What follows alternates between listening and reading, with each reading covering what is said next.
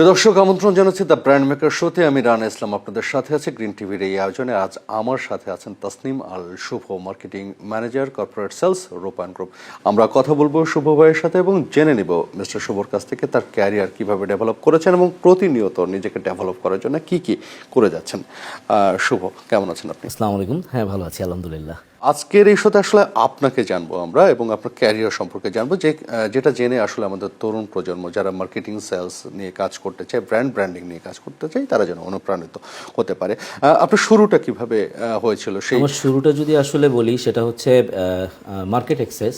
আমি খুলনার ছেলে, সো খুলনার মার্কেট অ্যাক্সেসের একটা কাজ হয়েছিল তখন, সিন্স 2005 or 4।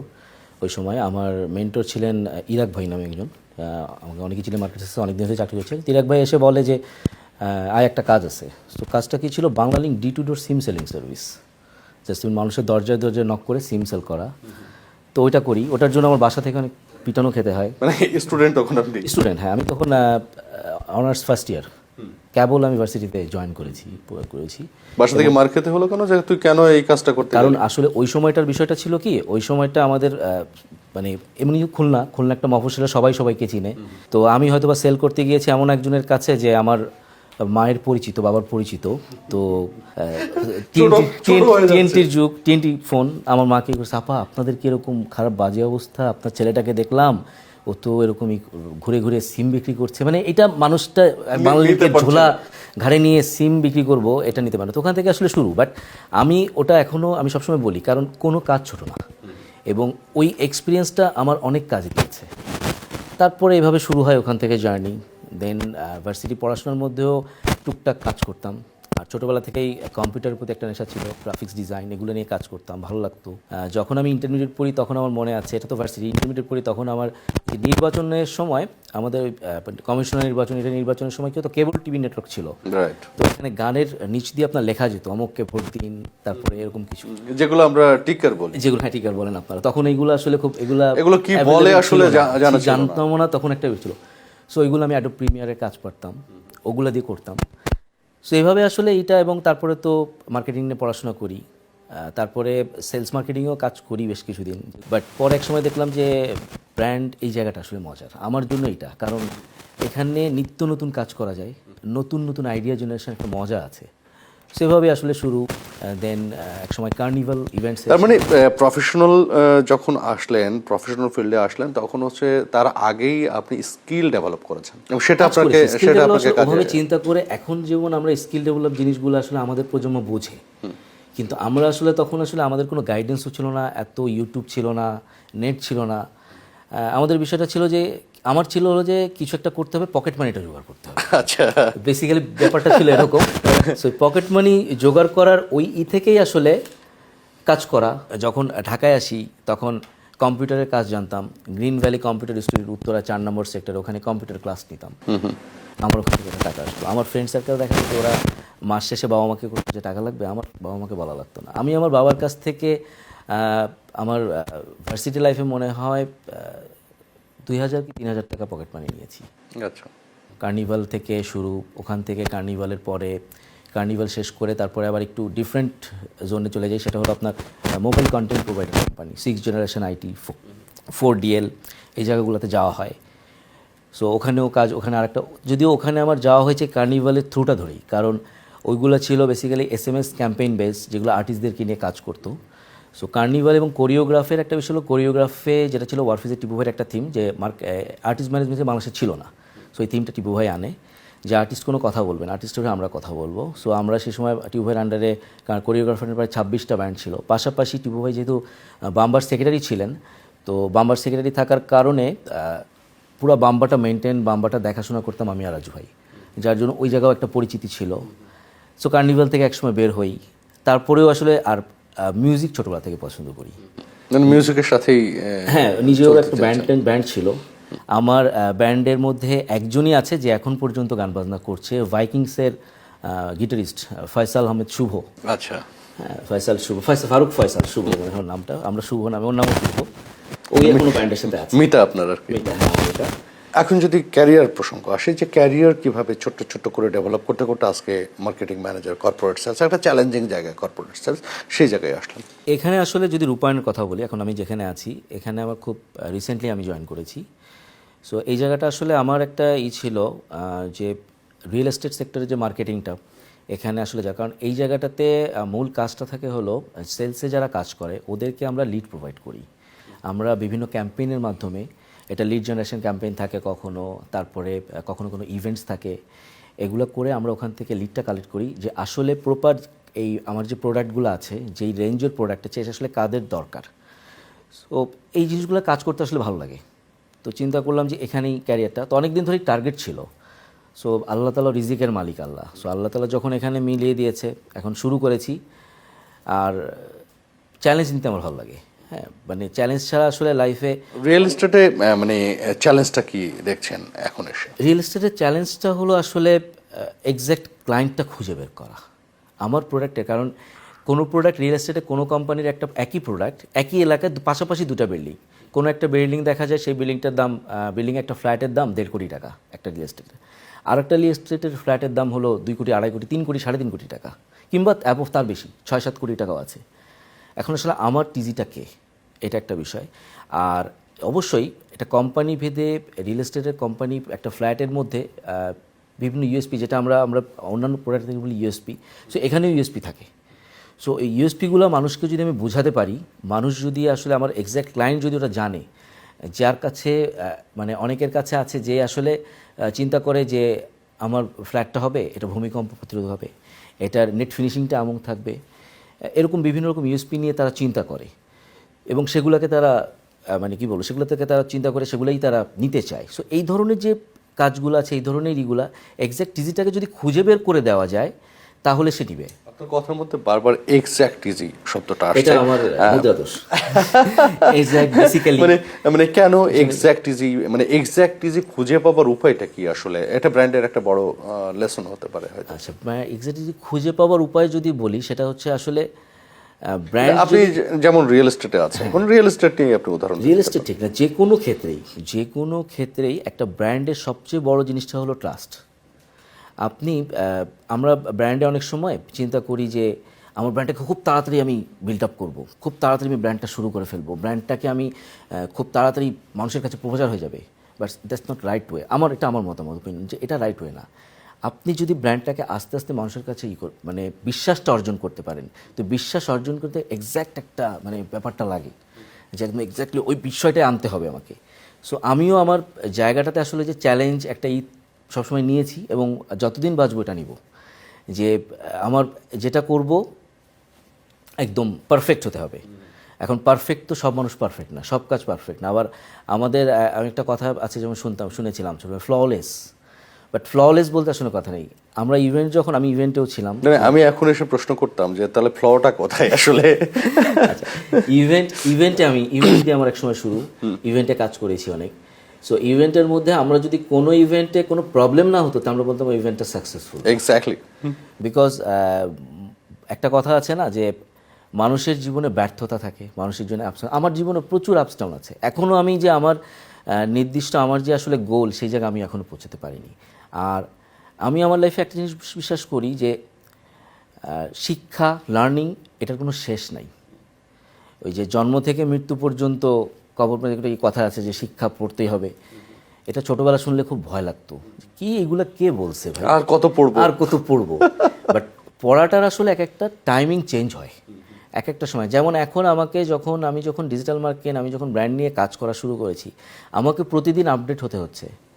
কারণ ভাই একসময় ফেসবুক, আমি মনে আছে আমরা একসময় হাই5 ইউজ করছি, আমি ওই ইউজার। তারপরে কয়দিন পরে আসলো ফেসবুক। এখন ফেসবুকও না, এখন ফেসবুক ওপেন করলে, ইনস্টল করলে লেখা ওঠে মেটা।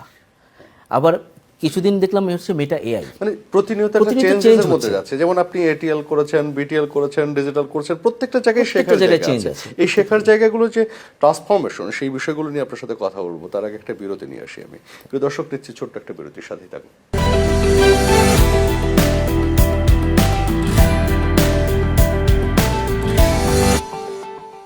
আপনারা দেখছেন গ্রিন টিভি, আমি রানা ইসলাম আপনাদের সাথে রয়েছি। আর আপনারা আমার সাথে দেখছেন তসনিম আল হোসেন শুভ, মার্কেটিং ম্যানেজার কর্পোরেট সেলস, রূপায়ণ গ্রুপ।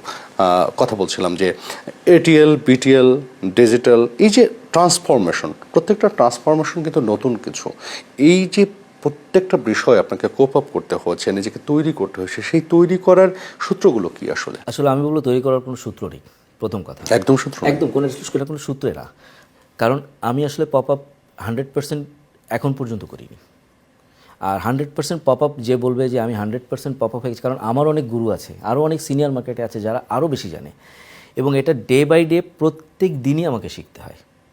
প্রত্যেক দিনে আমার কাছে যখন এক একটা চ্যালেঞ্জ আসছে, যেমন রিসেন্টলি আমি এখানে আছি, এখানে আমি লিড জেনারেশন ক্যাম্পেইন, এই জন্য আমি নতুন এজেন্সি খুঁজছি, তাদেরকে নিয়ে কাজ করে গেছি, এবং এখানে আরও কীভাবে করা যায়। প্রতিদিন আমি অফিসে যে দেখা যায় আমার 1 ঘন্টা থেকে 1.5 ঘন্টা, যেহেতু আমি এখন যে মেটা এআই যুগ, আমি ফেসবুক খোলার সাথে সাথে আমার কাছে যাবতীয় অ্যাড চলে আসে। সো আমি এবং যা আপনি খুঁজছেন সেই রিলেভেন্টই চলে আসে, অটোমেটিকই আসে, মানে আমি না চাইলেও আমার সামনে সেগুলো এখন আসে। আমার সামনে রিয়েল এস্টেটের অ্যাডগুলো বেশি আসছে। সো এগুলোকে আমি দেখছি, এগুলো দেখে এগুলো থেকে আসলে আরও বেটার কি করা যায়, আদার্স বাইরে কি করেছে, কিভাবে জিনিসটাকে আরও সুন্দর করে মানুষ উপস্থাপন করে, যেগুলো আমাকে প্রতিনিয়ত শিখতে হচ্ছে। সো এটার যে সূত্র কোনো কিছু, এটা সবচেয়ে বড় জিনিসটা হচ্ছে একটা ইচ্ছা শক্তি। যে আপনার যদি আসলে এই জিনিসটাতে কাজ করার ইচ্ছা থাকে, যে আপনি এটা নিয়ে কাজ করবেন, যে কোনো কাজ আপনি ইচ্ছা থাকে যে আমি এটা নিয়ে কাজ করতে চাই, এটা নিয়ে করব, ওটাকে সময় দেন। আমি বাসায় যেয়েও যখন বসি, কারণ সাধারণত আমাদের সবাই একদম, যদি আপনি জেনারেলি বলেন, আপনি বাসায় গেলেও কিন্তু একটু অবসর টাইমে মোবাইল স্ক্রল করেন। এক্স্যাক্টলি তাই। সো ওই সময়টাতেও দেখা যাচ্ছে আমার কাছে ওগুলোই আসে, এবং প্রফেশন নিয়ে আসে। আর আমরা ওই যে একটা ইস্যু যে এখন কথা বললেও নাকি ওই ভয়েস ইসের মাধ্যমে গুগল আমাদেরকে ওইগুলাই দেখায়। রাইট। সো আমার সারাদিনের সকাল 7টা থেকে আমি অফিস থেকে বের হই, অফিসের জন্য বের হই বাসা থেকে, 9টা থেকে অফিস। সো এখন 4:30 পর্যন্ত, তারপর অফিস থেকে বেরোতে একটু সময় লাগে। সো ওভারঅল ম্যাক্সিমাম টাইমটাই আমার এইসব কথাবার্তা এগুলোই চলছে, সেলস, ব্র্যান্ডিং, মানে জীবনটাই সেলস, ব্র্যান্ডিং, মার্কেটিং, এগুলোই। তো একটা প্রসঙ্গ আসতে চাই এখানে, যে কর্পোরেট সেলসে কাজ করছেন আপনি, সেলসের অনেকগুলো প্যাটার্ন রয়েছে। কর্পোরেট সেলসের আসলে মানে বিশেষত্বটা কি, এখানে নতুনত্বটা কি রয়েছে? কর্পোরেট সেলসের সবচেয়ে বড় বিশেষত্বটা যে কর্পোরেট সেলস আসলে একটা ডিরেক্ট একটা গোষ্ঠীর উপরে যে পড়ে, মানে একটা সেগমেন্টের উপরে ওই জায়গাটাতেই ফোকাস থাকে, একটা টার্গেট ফিক্সড গ্রুপ থাকে। আপনার যখন আপনি জেনারেল সেলসে আসবেন, জেনারেল সেলসটা কিন্তু কোনো টার্গেট অডিয়েন্স না, জেনারেল সেলসটা ম্যাস পিপল। যেমন আমার এফএমসিজিতে আমার কাজ করার কিছুদিন অভিজ্ঞতা হয়েছে। সো এফএমসিজি মার্কেটটা কিন্তু আমরা যখন একটা প্রোডাক্ট করছি, আবার এফএমসিজিরও কর্পোরেট সেলস আছে, সেটাও কি একটা সেগমেন্টের উপরে। যে এফএমসিজি, যেমন আমি এরফানে ছিলাম, তো এরফানে আমাদের এফএমসিজি সেলসগুলো কী ছিল, এফএমসিজিগুলো ছিল আমাদের যেগুলো সুপার শপ, মানে যেখানে আসলে মানুষ রাস্তাঘাটে যাচ্ছে, একটা নির্দিষ্ট জায়গায় যাচ্ছে এরকম। তারপরে হয়তো বা আমার কোনো একটা, যেহেতু এরফানের প্রোডাক্ট ছিল চাল, চিনিগুড়া চাল ছিল, সো ওই চাল কিন্তু আপনার দেখা যাবে বিভিন্ন পার্টি, বিভিন্ন যেখানে আপনার হোটেলগুলো আছে, এইসব জায়গা। সো কর্পোরেট সেলসের বিষয়টা একটা সেগমেন্টে নির্ধারিত আমার কাছে, যেটা আমারই। আর ম্যাস যেটা এফএম আমজনতা, এটা আমজনতার উপরে, জাস্ট এটাই, এর বাইরে কিছু না। এখন আসলে আমাদের ব্র্যান্ডিংয়ের ক্ষেত্রে যেটা আমাদেরকে এক্স্যাক্ট ওই পিপলটা খুঁজে বের করতে হয়। সব মিলিয়ে ক্যারিয়ারের যে জায়গায় অবস্থান করছেন, সেখান থেকে আসলে ফিউচার পরিকল্পনা কি, কোথায় নিজেকে নিয়ে যেতে চান? অবশ্যই ফিউচার পরিকল্পনা বলতে আসলে ফিউচার তো অনেক কিছুই থাকে মানুষের, যে আমি অমুক জায়গায় ড্রিম থাকে, বাট লাইফে অনেক আপস অ্যান্ড ডাউন হয়েছে। তো আমি জন্য ড্রিমের কথাই বলি না, আমি পরিকল্পনা হয়েছে। তো সো সবচেয়ে বড় জিনিসটা হলো আমার যেটা টার্গেট যদি বলেন, সেটা হলো যে আমার পরিশ্রম, আমার যতটুকু লাইফে গেছে ওটা গেছে। আমি পুরনো জিনিসকে মনে করতে চাই না, পুরনো জিনিসটা থেকে যে শিক্ষাটা নেওয়ার, ওই শিক্ষাটাকে নিতে চাই, নিয়ে সততার সাথে সামনে এগিয়ে যেতে চাই। তার মানে পুরনো জীবনটাকে আপনি কখনো কখনো ভাবেন, আমি যদি এখন এসে বলি যে পুরনো জীবনে ভুল ত্রুটিগুলো কি ছিল, সেটা অ্যাসেস করেছেন বা করতে চান? হ্যাঁ, অবশ্যই। এটা আপনি যদি পুরনো আপনার মানে অতীতে যা পাস্টে যেটা হয়ে গেছে, এটাকে যদি আপনি চিন্তা না করেন, আপনি সামনে উঠতে পারবেন না। বাট অতীতের চিন্তা করে হতাশায় ভুগে, হ্যাঁ আমিও অনেকবার হয়েছি, আমিও ডিপ্রেশনে ভুগেছি, এটা হয়, এটা মানুষের হয়। বাট সেখান থেকে ওভারকাম করতে হবে, ওভারকাম করে আমাকে চিন্তা করতে হবে যে না, আমার এটা প্রবলেম ছিল, এই জায়গাটাতে ল্যাকিংস ছিল, আমি হয়তো পড়াশোনায় খারাপ ছিলাম, এরকম হতে পারে কারো ক্ষেত্রে, আমি হয়তো এই জিনিসটাকে জানতাম না। হ্যাঁ, আমি যেমন একটা সময় বিটিএল এই বিষয়ে জানতাম, আমার তখন ডিজিটালে আমার পাশে অনেকজন কাজ করতো, তাদের সাথে আমি ওভাবে জানতাম না। তারপরে আমি নিজে থেকে জানার চেষ্টা করেছি যে ডিজিটালে আসলে কিভাবে কাজ হচ্ছে, কিভাবে হচ্ছে। সো জানার আগ্রহ আর চেষ্টাটা থাকলে এই আল্লাহ তাআলা একসময় দিবেই। মানে ওই যে আমি একটা জিনিস, মানে এই কথাটা আমি কিছু কথার মধ্যে এই কথাটা আমি সবসময় বলি এবং মনে প্রাণে এটাকে বিশ্বাস করি এবং মানুষকেও বলি যে এটাকে আপনাকে বিশ্বাস করতে হবে যে রিজিক একমাত্র আল্লাহ তাআলার হাতে। সো এটাকে বিশ্বাস করে সততার সাথে এবং অনেস্টি, হ্যাঁ অনেস্ট থাকতে হবে। অনেস্ট থাকলে আল্লাহ আপনাকে আপনার গোলে নিয়ে যাবে। আবার যদি নিউ স্টার্ট করতেন, ধরে নেন যে নতুন করে স্টার্ট করছেন, সেই ক্ষেত্রে নিজের কোন কোন ভুলগুলোকে ডিলিট করে ফিরতেন? ছোটোবেলা পাইলট হতে চাইতাম ভাইয়া। ছোটোবেলা একসময় ছিল প্লেন চালানো। আমারও এরকম ইচ্ছে ছিল, স্কুলের টিচার জিজ্ঞেস করেছিল, বলেছিল। আর আসলে ছোটোবেলা আমাদের যেটা, আমাদের শৈশবটা আপনার আমার কাছাকাছি হয়তো বা খুব বেশি না। সো আমারই ছিল আসলে, আমাদের আসলে ওই সময়টাতে এখনকার যারা জেনারেশন দেখি এরা অনেক স্মার্ট। এরা কিন্তু ম্যাক্সিমামই দেখা যাচ্ছে আপনার, যেমন আমি আমার কিছুদিন আগে যে কোম্পানিতে ছিলাম 300 লিমিটেড, ওখানে একটা ছেলে ছিল মাহির। ও ভার্সিটিতে নর্থসাউথে পড়াশোনা করছে, পাশাপাশি এর মধ্যে ওর একটা পোশাক ব্র্যান্ড দাঁড় করে ফেলছে। সো এখনকার ছেলেপেলে এরা আসলে ডিসিশনটা অনেক তাড়াতাড়ি নিতে, অনেক বেশি উদ্যোক্তা, অনেক বেশি উদ্যোক্তা ফ্রেন্ডলি এরা। আর আমি আমার জায়গা থেকে আমি আসলে উদ্যোক্তা হতে ভয়, আমার একটু এই জায়গায় একটু ভয় আছে, কারণ লস লাভ না, আমি আমার মতো কাজ করবো। আচ্ছা, বাট ওই জায়গাটাতে আসলে আমার একটা হতো না, কি হবে এই যে সাহসটা। সো আমি যদি এখনো তো আমি বলবো সাহস নিতাম, মানে ওই জায়গাটা অত ওই সময়টা পেলে আমিও হয়তো বা আজকে এখানে আপনার এখানে কোনো একটা উদ্যোক্তা হয়ে আসতাম, আপনার এখানে ব্র্যান্ডের কোনো একজন মার্কেটিং ম্যানেজার হয়ে আসতাম না।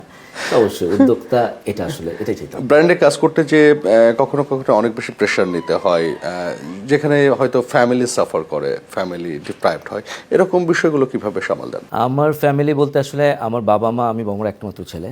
সো আমার বাবা মা এমনি আমাকে সবসময় ফ্রিডম দিয়েছে। আর আমার ওয়াইফ, ওর সাথে আমার পরিচয় বিয়ের অনেক আগে থেকে, এবং ওর সাথে আমার যখন পরিচয় আমি তখন আসলে মিডিয়াতে, বিভিন্ন জায়গায় কার্নিভালে, সো অনেক কাজে দৌড়াদৌড়ি হতো। সো আসলে এই জন্য আমার আলহামদুলিল্লাহ আমার এই জায়গা থেকে আমি খুব সেফ।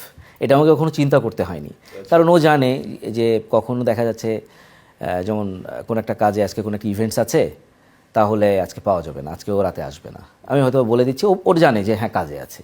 সো এটাতে আসলে সাফার হয় না। তারপর হ্যাঁ কিছু কিছু ক্ষেত্রে আসলে অনেক ইভেন্টস মিস করতে হয়, ফ্যামিলি অনেক প্রোগ্রাম থাকে, দেখা যায় আমার কাজ আছে। সেরকম মিসের কোনো গল্প যেখানে আসলে মনে পড়লে কখনো কখনো মনে হয় নস্টালজিক হয়ে যান? হ্যাঁ এরকম আসলে হয়েছে আমার। দেখা যায় আমার বিয়ের পরে এরকম হয়েছে, আমার অনেক 31st নাইট আমি হয়তো বা কোনো প্রোগ্রামে কক্সবাজার আছি কোনো একটা ব্যান্ডকে নিয়ে। সো ওই সময়গুলো আসলে খুব মানে খারাপ লাগে। আশপাশে মানুষ যখন তাদের ফ্যামিলি নিয়ে, তাদের গার্লফ্রেন্ড নিয়ে, সবাইকে নিয়ে উদযাপন করছে, আমাদের বয়সটাও তো সেরকম ছিল। তারপরে আমি যখন প্রেম ছিল, আমার প্রেমের বিয়ে। সো এরকম দেখা যেত যে আমার পহেলা বৈশাখগুলা, সবার পহেলা বৈশাখ এই সময় সবাই গার্লফ্রেন্ডে বিভিন্ন জায়গায় যেত, আর আমার ওয়াইফ আমার গার্লফ্রেন্ড ছিল। সো ও আমার যেখানে ইভেন্ট থাকতো ওখানে আসতো, ওখানে সাথে কাজের মাঝখানে দেখা হচ্ছে, হ্যাঁ দেখা যাচ্ছে ও ইভেন্ট এনজয় করতেছে বান্ধবীদের নিয়ে, আমি যাচ্ছি মাঝে মাঝে কথা বলে আসতেছি। বাট দিন শেষে বন্ডিংটা হয়ে গেছে। সো লাইফ পার্টনারের সাথে কি হতে চেয়েছিলেন, মানে হাজব্যান্ড না ফ্রেন্ড? আমরা ফ্রেন্ড, আমরা বরাবরই ফ্রেন্ড। আমরা আমাদের সম্পর্ক শুরু হওয়ার আগে ফ্রেন্ড, এখনও আমরা আলহামদুলিল্লাহ ফ্রেন্ড। এবং আমি আমার চাকরির ক্ষেত্রে, যে কোনো ক্ষেত্রে, এবং আমার ওয়াইফ ও একটা ইংলিশ মিডিয়াম স্কুলে চাকরি করে। সো যার জন্য দেখা যাচ্ছে যে ওর লাইফের, ওর স্কুলের গেলে ও সব কিছু আমার সাথে শেয়ার করে, আমিও করি, যেটা আমাকে অনেকে বলে যে বউর সাথে এত কিছু শেয়ার করা উচিত না। বাট আমার তো বন্ধু সে, আমি তার সাথে শেয়ার করবো, তো কার সাথে শেয়ার করবো? আমার অবশ্যই আমার আশপাশে অনেক বন্ধু আছে, বা দিন শেষে তার সাথে আমার দেখা হচ্ছে। কর্পোরেট লাইফে কি হতে চেয়েছিলেন, বস অর লিডার? লিডার। লিডার আর বসের আপনার কাছে পার্থক্য কি? একটা কথা আছে আমাদের কর্পোরেট লাইফে, boss is always right. So আমি অলওয়েজ রাইট হতে চাইনি, আমি ওরকম একটা লিডার হতে চেয়েছি। এবং এখনও আমার যারা কাজ করে তারা অবশ্যই প্রোগ্রামটা দেখবে, আমার সাথে যে কাজ করে। আমি প্রথম দিনই তাকে যে বলেছি যে আমার সাথে যতক্ষণ এই রুমের মধ্যে থাকবা, আমি তোমার বস না, আমি তোমার ভাই। যে কোনো রকম আমার যদি কোনো একটা জিনিস ভুল মনে হয় আমাকে বলবা, কারণ যে একজন নিউ কামার, তার কাছ থেকে কিছু শেখার আছে। তথ্যের আদান প্রদান, কথা যদি সে আমার কাছে বলতে ভয় পায়, তো সেখানে আসলে ভালো কিছু হয় না। ভালো কিছু তখনই হয় যখন একটা টিম ওয়ার্ক হয়, ব্র্যান্ড মার্কেটিং বলেন, যে কোনো সেক্টর বলেন, সব জায়গায় কিন্তু আসলে টিম ওয়ার্ক। আমরা আমার কাছে এটা আমার ওপিনিয়ন যে আমরা আসলে পিছিয়ে আছি কি আমরা টিম ওয়ার্কটা করি না। আমরা যে বসই দেখাই, আমি বস, আমাকে বস করো, স্যার করো, আমি যা বলবো তাই, ওঠো বসো, বাট এটা না। আমি এবং আমার পাশে কিছু মানুষজনও পেয়েছি আমার লাইফে যে যাদেরকে আসলে আমি বস হিসাবে না, টিম মেট এবং টিম লিডার হিসেবে পেয়েছি। তো আমার স্বপ্নটা এখানে, আমি একজন ভালো টিম লিডার হতে চাই। এই যে টিম ওয়ার্কের কথা বললেন, যদি একটা দেশ গড়ে তুলতে হয় তাহলে ঠিক কী ধরনের টিম ওয়ার্ক প্রয়োজন বলে মনে করেন? এরকমই আসলে ব্যাপারটা যে দেশের যিনি প্রধান থাকবেন তিনি সবাইকে নিয়ে কাজ করতে হবে, সবাইকে নিয়ে টিম ওয়ার্ক করতে হবে। কাউকে বাদ দিয়ে দিলে আসলে হবে না। আর আমাদের যে জেন জি যারা আসছে তারা তো আসলে চাই যে আমরা সবাই মিলে একসাথে দেশটা গড়ি। সো এরকমই সুন্দর একটা দেশ যেখানে আসলে আমরা অন্য দেশের উদাহরণ দিচ্ছি, বাট আমার দেশে আমরা অনেক কিছুকে অফ করতে চাচ্ছি কিন্তু পারছি না। সো এই পাওয়াটা আসলে সবাই মিলে একসাথে করতে হবে। আপনি যদি দেশের একটা গুরুত্বপূর্ণ পজিশনে থাকতেন, দেশ গঠনের জায়গা থেকে দেশের কোন দায়িত্বটা আপনি নিতে চাইতেন এবং কোন বিষয়টির পরিবর্তন চাইতেন? ওই জায়গাটা আমি যেতে চাই না। যেতে চান না? যেতে কেন যেতে চান না? আমি আসলে ওটার জন্য পারফেক্ট না। বিকজ ওটার জন্য আসলে যে ক্যালিবার যে টাইপের স্ট্রেংথটা লাগে, আমি বলবো আমার মধ্যে ওটা নাই। আপনার কাছে দেশপ্রেম কি? দেশের জন্য কাজ করা, দেশের জন্য ইতিবাচক কাজ করা। অ্যাজ এ নাগরিক, আমি নাগরিক, সেই জায়গা থেকে আপনি দেশের প্রতি কী ধরনের কন্ট্রিবিউশন রাখতে চান? যেটা সত্য সেটাকে সত্য বলতে হবে। আমার জায়গা থেকে আমাকে বলতে হবে, ভয় পেয়ে চুপ করে থাকলে হবে না। হ্যাঁ, একটা কথা আছে না, রাখে আল্লাহ মারেকে। সো আমার লাইফে এরকম অনেক আপস ডাউন এসেছে, অনেক রকম প্রবলেমও আমি পড়েছি। সো আমি কখনো একটা সময় হয়তো অনেক কিছু বলতে আমরা অনেকেই পারিনি, বাট যখন থেকে বলার সুযোগ হয়েছে আমি নিজেকে কখনো দমিয়ে রাখিনি। সো দেশের জন্য ভালো হবে সেটাকে ভালো, যেটা খারাপ হচ্ছে সেটাকে বলতে হবে যেটা খারাপ, এটা করা যাবে না, আমি এটা সাপোর্ট করি না। তো সবাই যার যার জায়গা থেকে যদি বলি, আমি বলছি আপনি মনে করছেন যে আমি বলবো আরেকজন কি দরকার, এই কী দরকার থেকে সরে আসতে হবে। যেটা খারাপ সেটাকে বলতে হবে যে ভাই এটা খারাপ, মানে বলতে হবে, বলার চর্চাটা করতে হবে আসলে। হ্যাঁ, আমরা আমি ওই জায়গাতে যেতে পারবো না, কিন্তু ওই জায়গাটা নিয়ে কথা তো বলতে পারবো। আমার এখন বাবা, আমারও একটা মেয়ে আছে, আমার সন্তান আছে। আমার বাবা মা এক সময় আমি তাদের সন্তান ছিলাম। আমি চাই আমার মেয়েকে, যেরকম ইউরোপ আমেরিকাতে সেখানে আপনার কোনো বাবাকে তার ছেলেমেয়েদেরকে চিন্তা করতে হয় না, তাদের ফিউচার নিয়ে চিন্তা করতে হয় না। আমার বাচ্চা বাইরে যাচ্ছে, চিন্তা করতে হয় না যে ও বাসে ফিরে আসতে পারবে কি না।